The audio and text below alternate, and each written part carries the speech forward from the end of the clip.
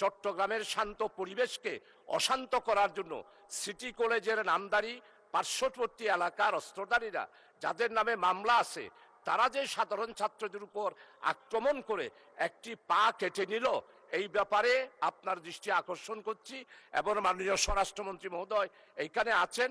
এই বিষয়টা মাননীয় সদস্য, কি ব্যাপার মিস্টার শাহজাহান চৌধুরী, আপনি বারবার দাঁড়াচ্ছেন, কি বিষয়? মিস্টার শাহজাহান চৌধুরী,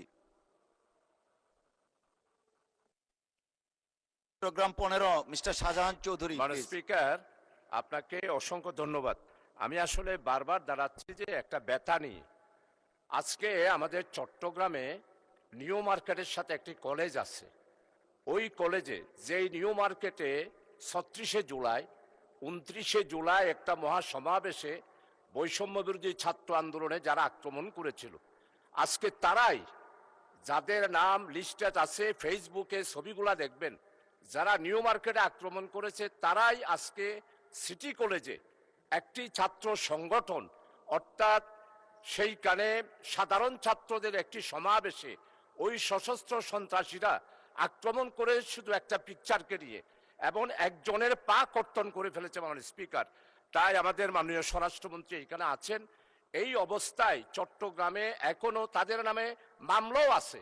এই সমস্ত ছেলেদের ব্যাপারে এই যে একটি ঘটনা অশান্ত সৃষ্টি করার জন্য, চট্টগ্রামের শান্ত পরিবেশকে অশান্ত করার জন্য সিটি কলেজের নামদারি পার্শ্ববর্তী এলাকার অস্ত্রধারীরা যাদের নামে মামলা আছে তারা যে সাধারণ ছাত্রদের উপর আক্রমণ করে একটি পা কেটে নিল, এই ব্যাপারে আপনার দৃষ্টি আকর্ষণ করছি এবং মাননীয় স্বরাষ্ট্রমন্ত্রী মহোদয় এইখানে আছেন।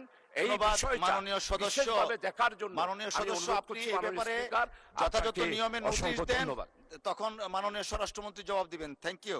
অংশ কিছু বলবেন? আমি শুধু মাননীয় স্পিকার, আপনাকে ধন্যবাদ। মাননীয় স্পিকার, আপনি যেহেতু মাননীয় সংসদ সদস্যকে ফ্লোর দিয়েছেন, কারেন্ট ইস্যুজ নিয়ে কথা বলেছে, কোন বিধিতে দিয়েছেন অবশ্যই জানি না। তো যেহেতু একটা আমাদের উপরে একটা ব্লেম চাপানোর বিষয় হয়েছে রাজনৈতিক দল হিসেবে, আমার কাছে কারেন্ট নিউজ তো মাননীয় স্পিকার স্বরাষ্ট্রমন্ত্রী হিসাবে আসে বিভিন্ন ইন্টেলিজেন্স রিপোর্ট থেকে। আমি এটুকু জানি চট্টগ্রামে একটা আজকে এরকম ঘটনা হয়েছে, ইন বিটুইন ছাত্র শিবির এবং ছাত্রদল, এইভাবে একটা নিউজ বেরিয়েছে। প্রকৃত ঘটনা জানতে গেলে আমার একটু সময় লাগবে। আমি প্রয়োজনে সেটার উপরে 300 বিধিতে বিবৃতিও দিতে পারবো। তবে একতরফাভাবে ব্লেম আমি যেমন দিতে চাই না, মানে সদস্যরও উচিত নয় কোনো ইনকোয়ারি ছাড়া একটা রাজনৈতিক দলের উপরে আক্রমণ হয়েছে ইত্যাদি। তা আমি মনে করি উনি নোটিশ দিলেও আমি বলবো যে আমাকে সময় দিতে হবে, আমি 300 বিধিতে বিবৃতি দেব। আর আমি অনুরোধ করব কোনো তদন্ত ছাড়া অতীতের কালচার মতো এক পক্ষ আরেক পক্ষকে দোষারোপ না করি। আমরা যদি এরকম কোনো ঘটনা হয় সেটা অবশ্যই থানায় মামলা দায়ের করতে হবে, যথাযথ তদন্ত হবে এবং সুষ্ঠুভাবে সেটা তদন্ত প্রক্রিয়া চলবে। তো ইনকোয়ারির আগেই যদি আমরা পরস্পর দোষারোপ করি, এই কালচার থেকে আমরা বেরিয়ে যাই। ধন্যবাদ স্পিকার। ধন্যবাদ মাননীয় স্বরাষ্ট্রমন্ত্রী। মাননীয় সদস্য বসুন।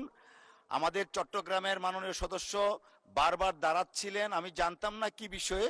জানার পরে যখন দেখলাম সাম্প্রতিক একটা ঘটনা, of course there are some rules and regulation to conduct this house and session, we should follow that. Thank you.